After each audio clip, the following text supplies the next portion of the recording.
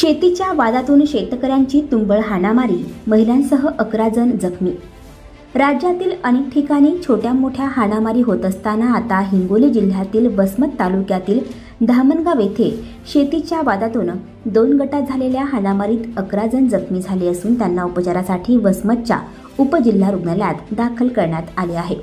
मिळालेल्या माहितीनुसार धामणगाव शिवारातील गट क्रमांक 195, गट क्रमांक 196 व गट क्रमांक 197 यामध्ये मारकोळे व पारखे यांच्यात मागील काही दिवसांपासून वाद सुरू आहे।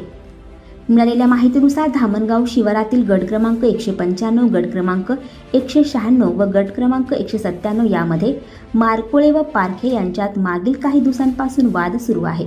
सुमारे 20 गुंठे जमिनीसाठी वाद होत असून त्यातून त्यांच्यामध्ये नेहमीच कुरबुरी होत होत्या।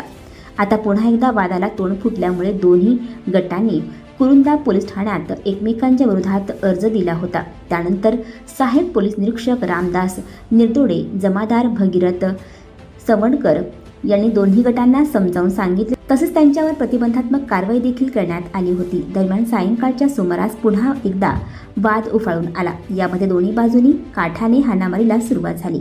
या हाणामारीमध्ये दुर्गाजी पारखे, रामेश्वर पारखे, लक्ष्मी पारखे, मीरा पारखे, रोहिदास पारखे हे जखमी झाले, तर दुसऱ्या गटातील गणेश मारकोळे, विभूती मारकोळे, किशन मारकोळे, राजेश मारकोळे, सुदामा मारकोळे, चंद्रकला वाघमारे हे जखमी झाले। या घटनेची माहिती मिळताच कुरुंदा पोलीस ठाण्याचे सहाय्यक पोलीस निरीक्षक रामदास निर्दोडे, उपनिरीक्षक प्रवीण आगलावे, जमादार भगीरथ सवणकर, बालाजी जोगदंड, रेखा मुंडे यांच्या पथकाने तातडीने घटनास्थळी धाव घेतली। जखमींना उपचारासाठी वसमतच्या उपजिल्हा रुग्णालयात दाखल करण्यात आले आहे। त्यांच्यावर रुग्णालयात उपचार सुरू असल्याचे सांगण्यात आले आहे।